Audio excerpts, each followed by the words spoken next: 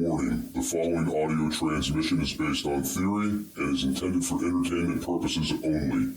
It's Doomsday and its affiliates will not be held liable for anything your dumbass does. Listener discretion is advised.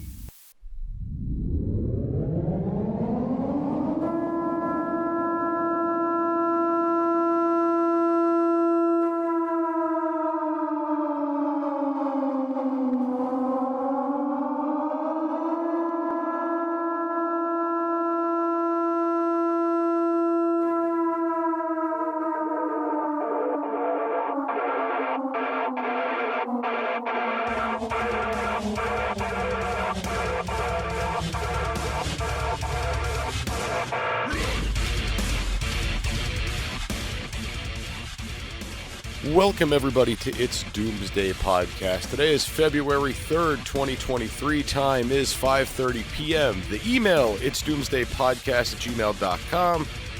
Everybody that's getting onto the show here today, joining me as always is Al, aka Big Daddy Prep. What's going on, man?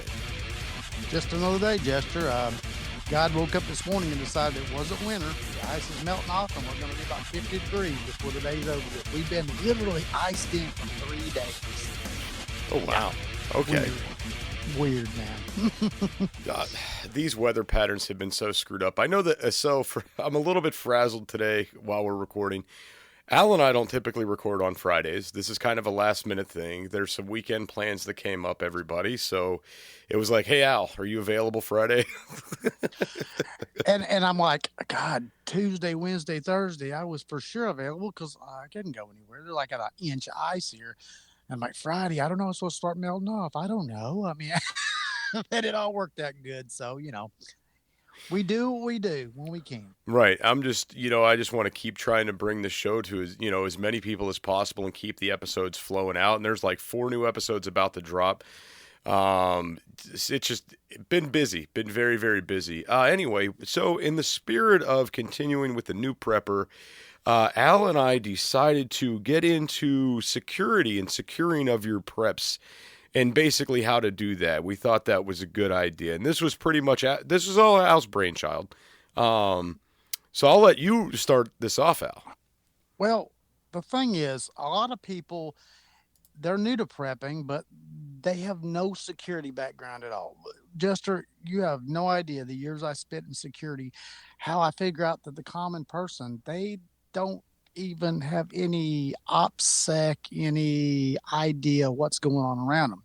So we move somebody into a prepping world where we ask them to be more prepared and have more items for bad situations, but we don't tell them anything about how to protect themselves, protect the items, protect their family.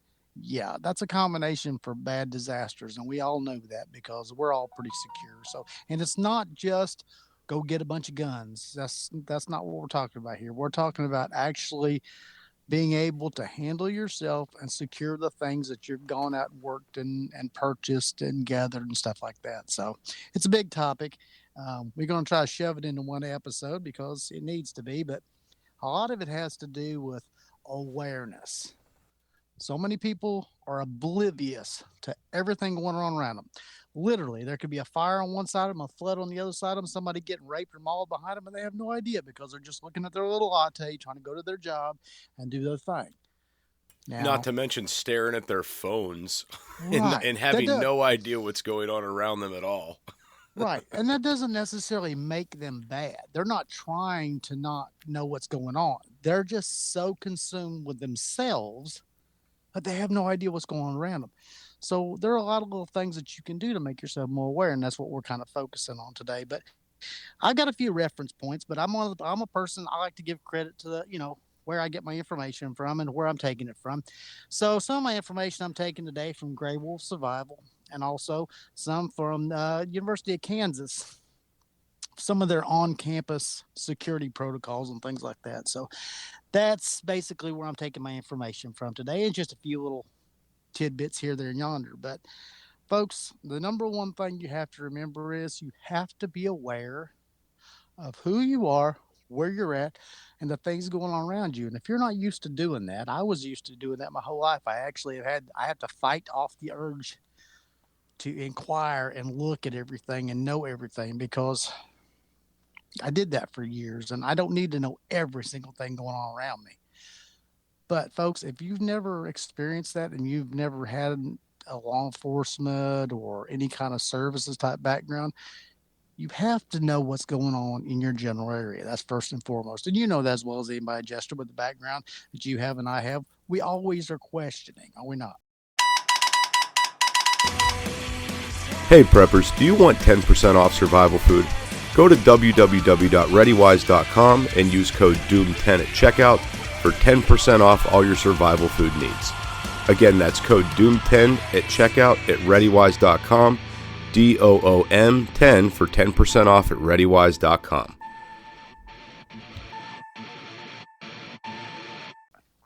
Yeah, I mean, for me, it's kind of a situation where I'm kind of watching my back 24/7. I always suspect the worst out of everybody. Yep, me too. I Me don't too. like sitting, if I'm at a restaurant, I don't put my back to the entrance. There are, I'm really weary about who comes to my house. If the FedEx guy shows up, I'm not bullshitting with him. I'm trying to rush him off the property as quick as possible. I am very, very cautious. I mean, you guys all out there listening know that I don't provide an oodles of information on myself online. And that's one of the main reasons. It's maintaining that OPSEC, that oppositional security. Right. On Maslow's hierarchy of needs, safety and security is the second layer. It's one of the most bedrock, other than basically food, shelter, things like that. It's a bedrock. People, they want to know, oh, I've got something to eat and I'm warm. Those are basics that keep me going. But security is next to that. And then everything else kind of builds on top of it. So you have to really take a look at what you're doing. You can't just go into things blindly. One of the ways that I used to train recruits in a correctional academy is I would train them to go and run the situations, run the fights, run the this to try to get them there quickly. And then after about the third or fourth time, when I had them really good at hurrying to get from one place to another, I'd set them up on the radio. I'd call a fight in so-and-so area, and I'd sit behind the door with a broom, and when they came in, I'd bash them over the head with a broom. Now, it was a broom. It didn't hurt anybody. Right. No, But it taught them that, that even though you're in a hurry to get somewhere, you can get killed getting there. It was the easiest way I found over the years. And I'm not kidding you, Jester. I have busted a broom over many, many people. God, I wish I was a fly on the wall for that. Oh, well, some of them that just stood there and looked at me, I just beat them several times. But I mean, it was just one of them things. You have to know what's going on. And I'll never forget it. An old captain told me, that's one of the smartest moves I've ever seen. He said, you got it through their head. They'll never forget it. You didn't have to hurt them in the meantime, and you taught them a lesson. And it only took about 3 swats, and they learned it. So, yeah, that's my way of doing things. I must admit. But, as we're talking about security, well, what is security? I mean, first of all security starts with you. So I 100% agree. And I want to point something out to the listeners out there as we're talking about security. Don't have this mindset that just because you have an insurance policy if things get stolen, just because you have a Ring doorbell, just because you may have motion sensors in your house, all these things do not matter when shit hits the fan. Do they matter in the meantime right now? Yes, absolutely. When shit hits the fan, will they matter? No. Absolutely right. When you're formulating a plan for your security, there are certain questions you need to ask yourself. Like, what do I have? What do I need to protect? Who do you have to protect it from? What information would an adversary want to know about you? What can they find out that they could use that piece of information against me? Or piece of intelligence, or this door's always unlocked, or this window it doesn't lock right, whatever it might be, that type of situation. And also, what could you do to protect those pieces of information from your adversary? I mean, maybe you have your home where you have all your preps, where your circle lives, all that good stuff. But you know certain nuances about your house. Maybe the back door doesn't last just right, but you know in the wintertime, it kind of swells and it locks really good. And in the summertime, it kind of contracts and it doesn't lock as good. You can kind of jimmy it open. Or maybe that bathroom window, it doesn't lock that great. Hey preppers, check out Blackbeard Fire Starters. Go to www.blackbeardfire.com/doomsday and utilize code doomsday for 10% off your entire order at blackbeardfire.com. Someone comes over to your house, they go to the bathroom, you've got the window open and they notice that. Now you've told somebody, oh, by the way, my window doesn't lock right. They may not be your adversary right then, but who knows what a year down the road and an empty belly and a cold, cold night out on the streets. I mean, who knows? Yeah, I mean, you're 100% right. So the big thing that everybody needs to understand, as Al and I are talking about this stuff, is there's no predictable situation. All these things are out of your control. You have no control over them. So I know a lot of the times we're throwing out these scenarios, and it's because these are unpredictable, unmanageable situations. Right. You can't predict what's going to happen in the future. You can't predict what somebody's going to want to do to you. How many times do people buddy up to you to get to be your friend just so they can get a discount for something or this, that, and the other at a store? If you think that's bad, what would they do to buddy up to you to be able to survive when something bad happens? Oh, Al's got all the guns. Ooh, Al's got all the food. Ooh, Al's got this. Al's got that. Well, Al's not going to have it if I let you know everything about me. Now, people say all the time, oh, well, people know that you're a prepper. I mean, you're on a podcast here and you're on there. People know very little about me. Very little. Very little. You might see me, but you don't know about me. Jester and I have worked together for a year and a half. I don't know Jester's whole name, where he lives at, and he doesn't know the same thing about me. Right. And it works out very, very well. And it's not personal. We're not keeping it from him. If he said, Al, where do you live? I'd probably tell him. Right. But the point is, I never have. No, Why is that? But, it's also plausible deniability for me. Say if somebody comes to me and they say, where the hell does Al live? I have no idea. And if you wanted to torture me to get that information, I don't have it. It's non-existent. And I mean, so every once in a while, I'll send stuff to the listeners, right? I'll mail some stuff out. And I mean, even then, they get that from a P.O. box. It's not coming directly from my address. And then I delete their addresses, throw them away, burn them. I don't keep those. Yeah, that's me too. I don't keep that stuff. I don't want it around. I'd rather get rid of it. And if I need it again to send you something, I'll ask you again. Somebody told me one time, not just recently, they said, Al, I think I've lost your phone number. I said, oh, you did? They said, yeah, I did. I need it again. I said, well, if I didn't give it to you the first time, because it's been the same way for years, if I didn't give it to you then, I probably didn't want you to have it. I walked off and left it. I mean, I've had the same number for years. Right. I mean, if you ain't got it, you ain't got it. That's funny. I'm not trying to be mean, but I'm being honest. I mean, sometimes you have to leave people with that, because if they want to find me, they know how to hook me up. They know how to find me. Right. They obviously found me then, right?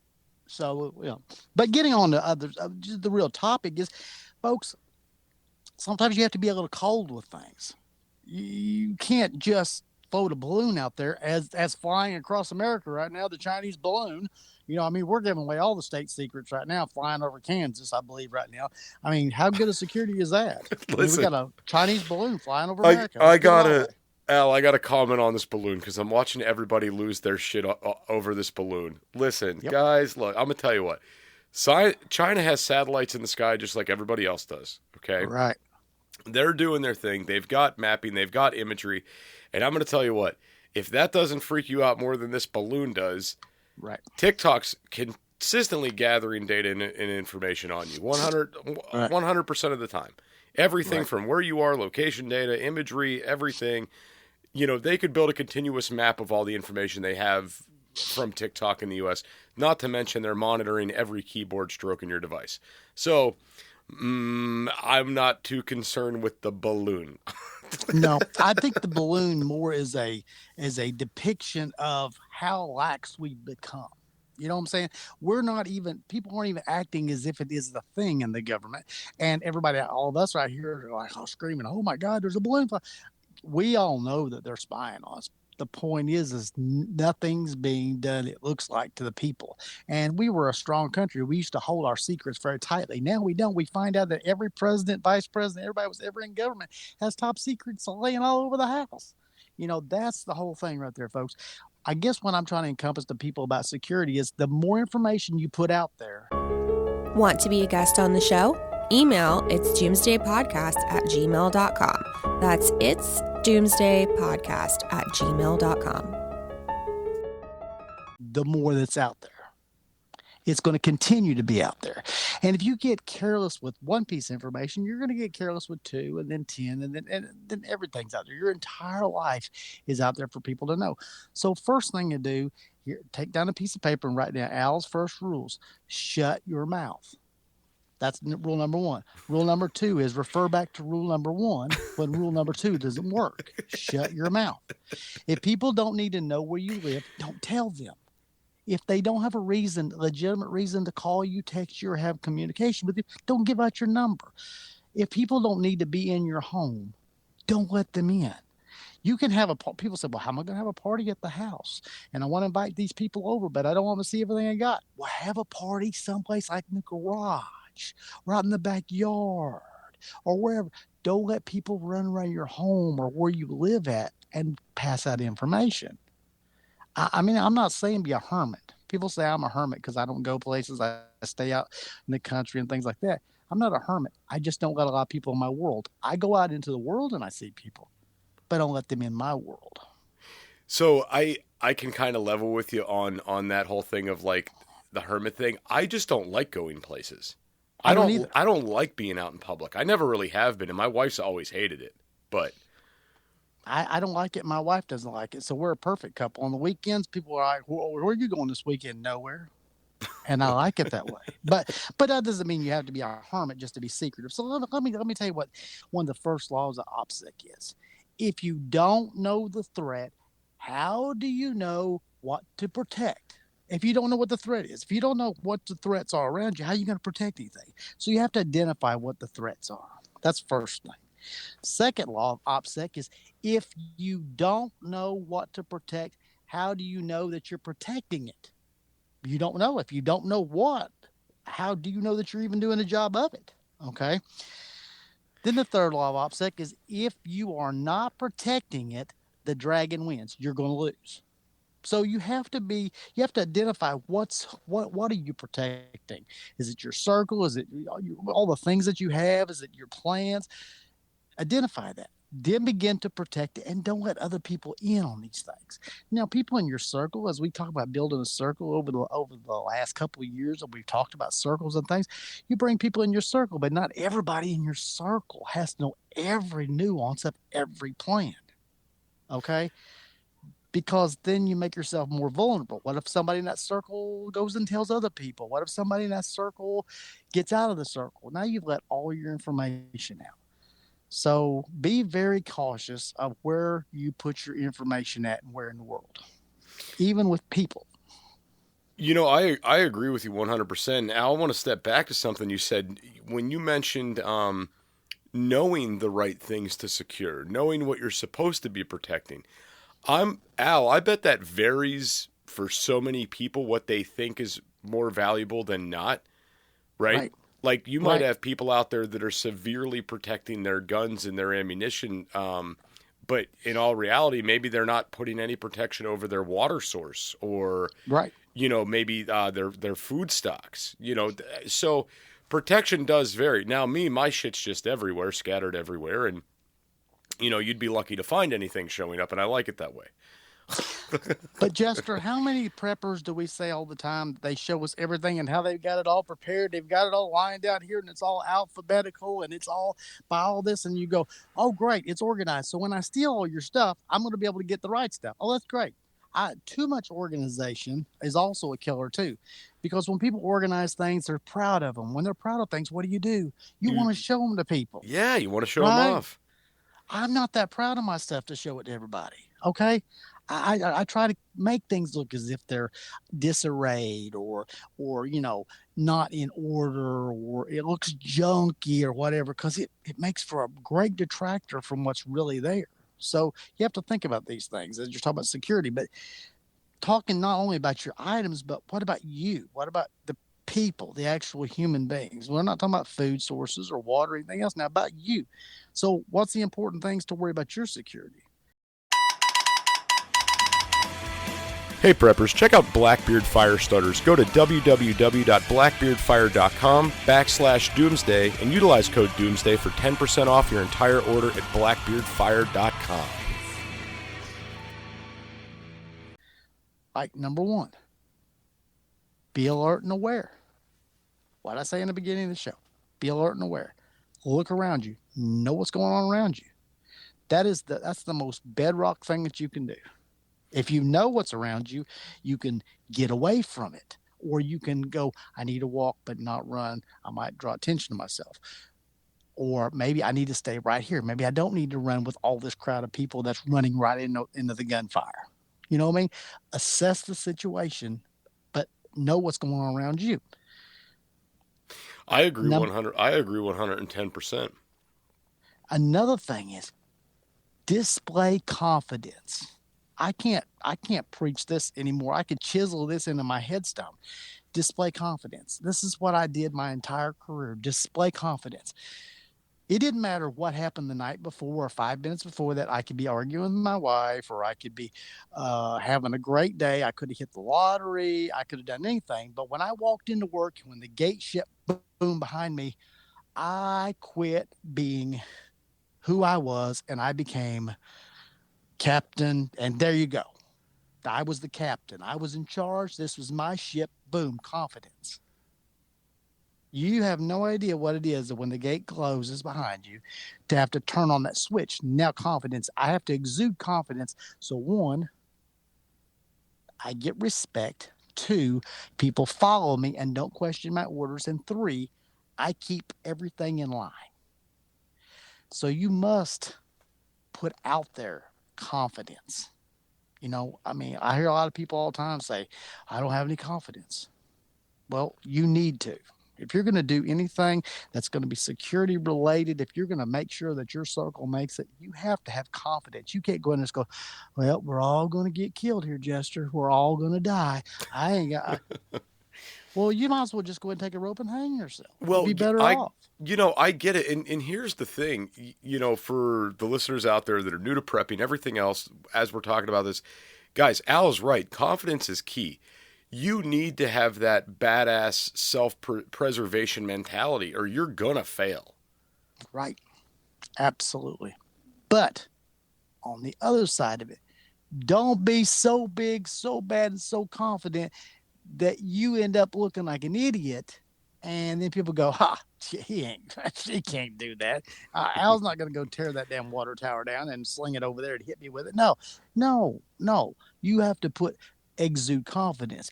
Walk upright with your chest stuck out. Be looking at everything. Have everything the way you want. You know what I'm saying? You have to look like you're in command.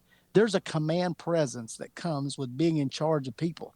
I had 144 staff and 600 inmates behind the gates and behind doors in a maximum security unit. Do you think I didn't have to have confidence every day I went to work? Every absolutely. Single day. You never, ever, ever show a chink in the armor. Okay. So we've got that one well covered, but here's the next one. At your personal security, keep your hands free, folks. Don't be so encumbered with things physically and your hands completely full that somebody just does something to you because you got your hands full of stuff. I've seen people in actual emergency situations, Jester, that couldn't do anything because they had something in their hand. They couldn't put the coffee cup down to go fight a fire or go, tackle somebody or do something. Don't have your hands encumbered. You'll see me most of the time. 99% of the time, you'll see my hands completely free. It's something psychological. I can't explain it, but when people have their hands free, hands tied up, it's almost like they're handcuffed. I've watched people hesitate. They have something in their hand, they don't know what to do with it. Do they throw it? Do they drop it? Do they drop it while they're running? I've seen people actually look for places to sit things in high stress scenarios. Yep. And you would think that would be the last thing you do. Like, where do I set this phone? Where do I set these keys? But that's what people do. Because it's part of the problem is it's pre-programmed in a lot of people to take care of shit, not to break shit, not to destroy shit. So whatever's in your hand is usually something you're not wanting to get destroyed. So psychologically, let me set this cup down so it doesn't get broke. Not thinking, fuck this cup. I got to get over here and handle this situation. Exactly. And that's programmed into my head because I was a very poor child. So I couldn't tear up things. So I'm very careful with items and things like that. So I learned on my job that I do now that things can get tore up very easily. I mean, I'm anywhere from 5 feet to 50 feet off the ground all the time. I'm tossing tools around. Things are happening. Hey preppers, do you want 10% off survival food? Go to www.readywise.com and use code DOOM10 at checkout for 10% off all your survival food needs. Again, that's code DOOM10 at checkout at readywise.com, DOOM10 for 10% off at readywise.com. I take my phone so it's not a distraction, one, and so it doesn't get torn, and I put it in the truck. I don't have it right on me, immediately on me, because I know that I'm going to want to protect that, and psychologically that's going to take away from everything else I'm doing. So I know to go sit it down. Nobody else at work seems to be able to do that. I love that. I can do it. Nobody else can, but I'm not tied to my phone like that either. But here's another thing and a key point that people don't do. Ask for help. If you are in a situation where you're trying to provide your own security, a lot of people will go through something and never ask for help. They'll never scream, call 911. Hey, could you help me because there's somebody beating me down trying to rape me? Hey, could you do that? People don't do that. They'll just sit there and suffer all by themselves when there'll be dozens of people around. But it's also, there could be dozens of people around and nobody jumps in to help somebody in need. So being aware of your situation, if you see a dozen people and one person looks like they might help, like they really might help, say, call 911, because they might be locked up too in their brain. They can't function. They don't know what to do. But if you say call 911, they'll go call 911. Now they might not know what to say when they call 911, but hopefully they'll get over it by the time they get a hold of them. But ask for help. You don't know how many times in life I've seen people just never ask for help when something bad's going on. Yeah, well, Sounds crazy. Because a lot of people, they're scared, they're embarrassed, they don't know how people are going to react to what they have going on. So Right. yeah, a lot of people refuse to reach out for help when they're in a bad spot. Right. Absolutely. It's not just about stabbings or shootings either. It's in a lot of life situations. It happens a lot where people, they end up killing themselves and committing suicide. They don't ask for help because they've been trained not to. Men don't need help. No, ask for help. I'll ask for help. I try to do things on my own, but my wife's like, don't be boneheaded. Ask for some freaking help out. You're right. Hey, I'm with you. My wife's got good sense. Thank God. I married somebody with good sense finally. But here's something else too. Closely guard your personal effects. You won't have to run after the guy who's stealing your phone if you kept your phone with you probably. Don't leave your wallet laying around. Don't leave your gun laying around. Don't leave your children astray down an aisle and not be watching them, not having them right beside you. Don't do it. If you don't leave things out to where other people can get to them, snatch them, grab them, whatever, you probably won't have to chase anybody down and do something to them 99 times out of 100. There's always that one time. But the point is keep personal effects, things close to you so you can keep it around you.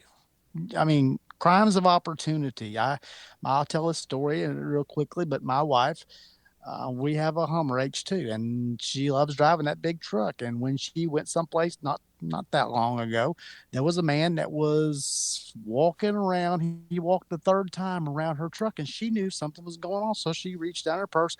She picked up her pistol and she laid it on the dash. And he wasn't nearly as interested after that as he was the other 3 times that he walked around. After he saw that, he went about his way.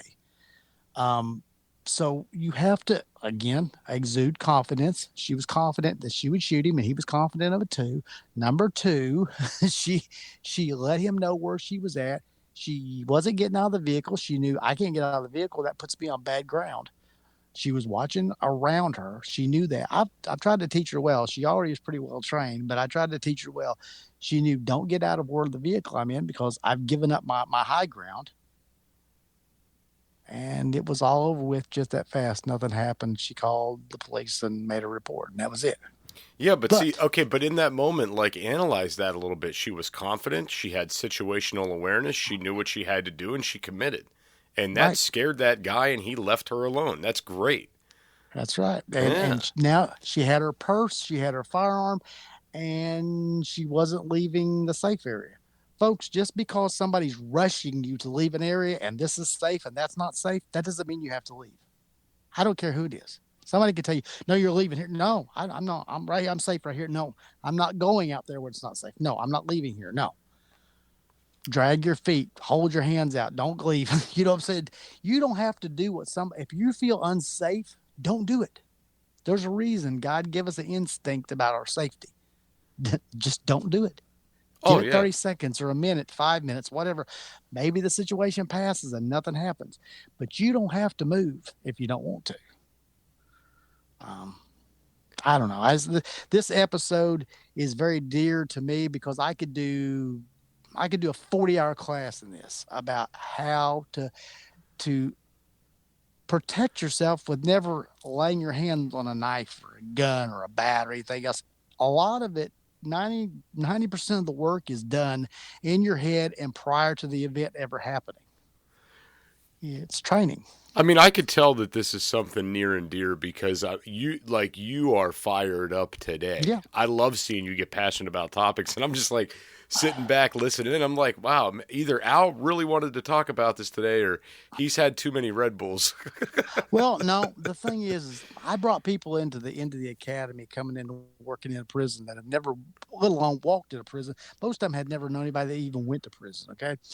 I got to bring them in, not knowing anything about this, and I'm going to let them out into a shark tank. I'm letting this little guppy out into a shark tank. I at least got to give this guppy a couple teeth and fins before I set them out there with the sharks. So I would get up and I would do crazy things when I taught. I'd jump on tables.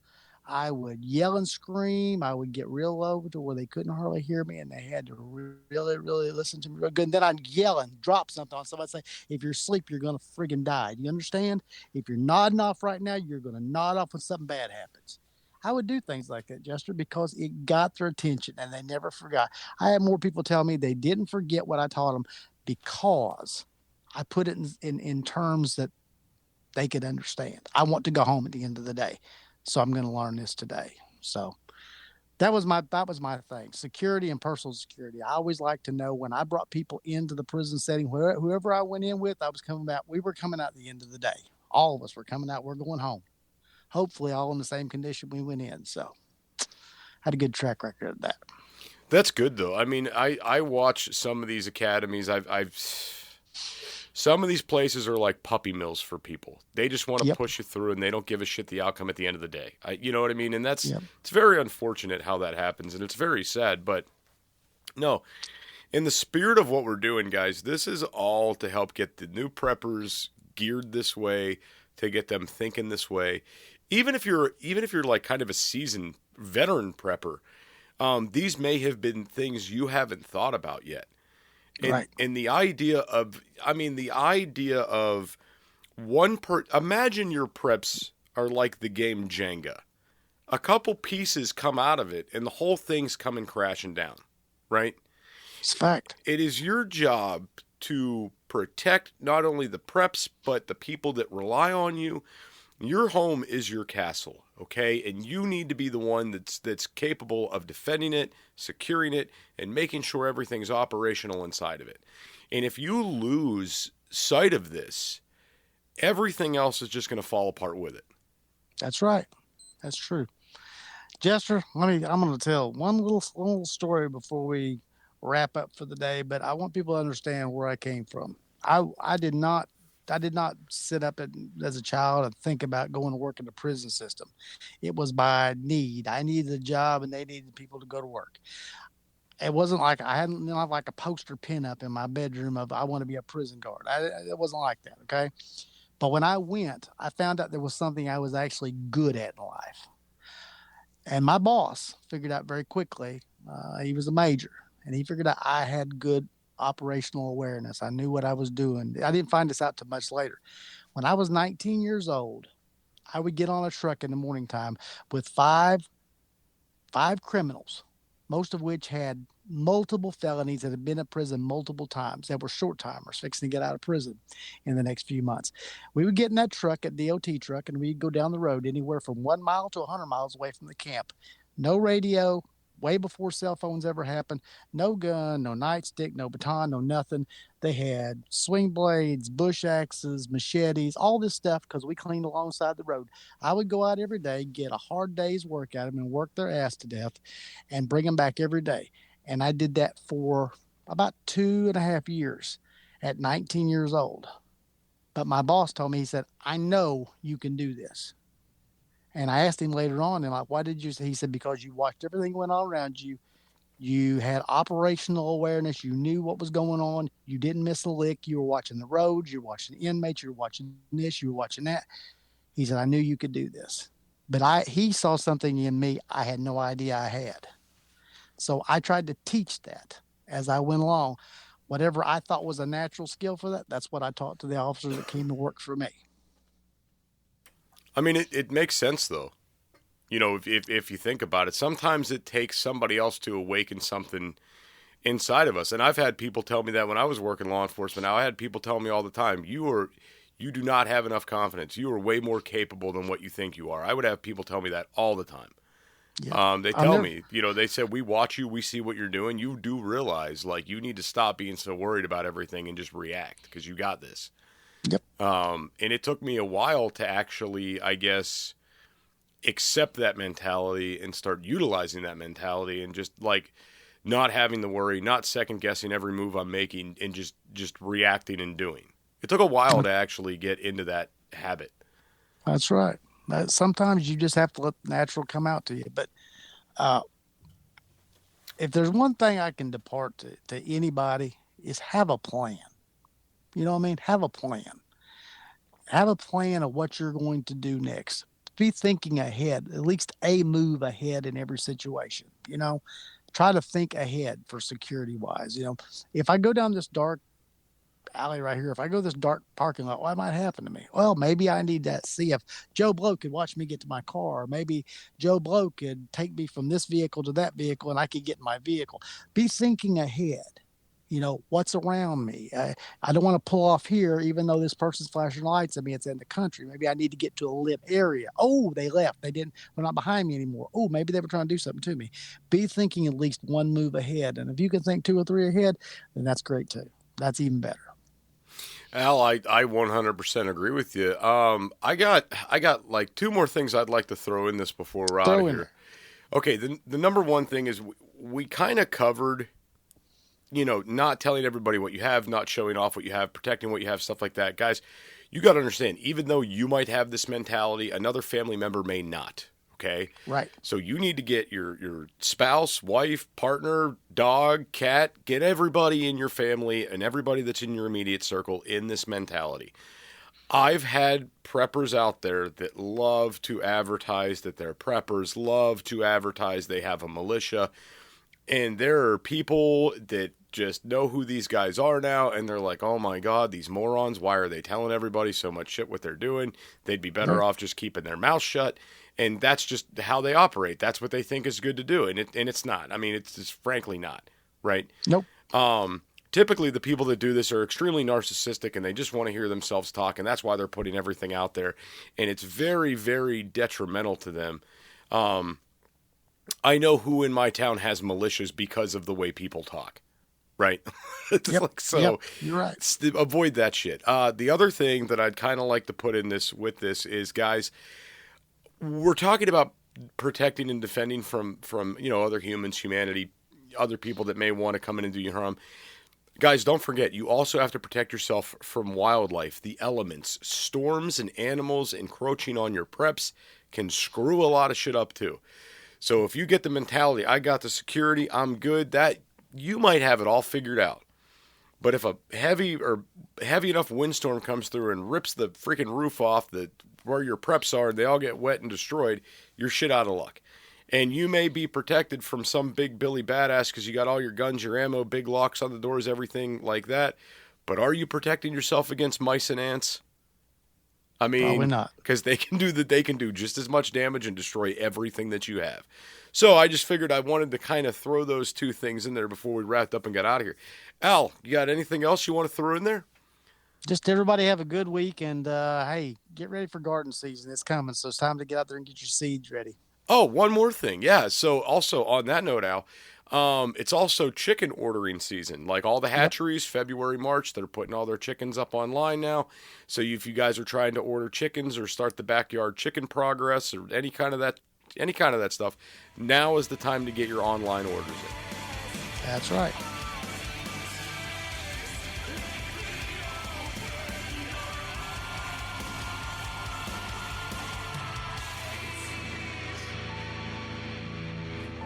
This is an emergency action message. At approximately 1 a.m. Eastern Daylight Time, NORAD is tracking 15 ICBM nuclear missiles inbound to the following cities: Orlando, Miami, Pittsburgh, Dover, Newark, Richland, Philadelphia, New York City, Baltimore, Los Angeles, Las Vegas, Boston, Seattle, Detroit. This is an extremely deadly situation. Stay tuned. The next emergency message will be a presidential address.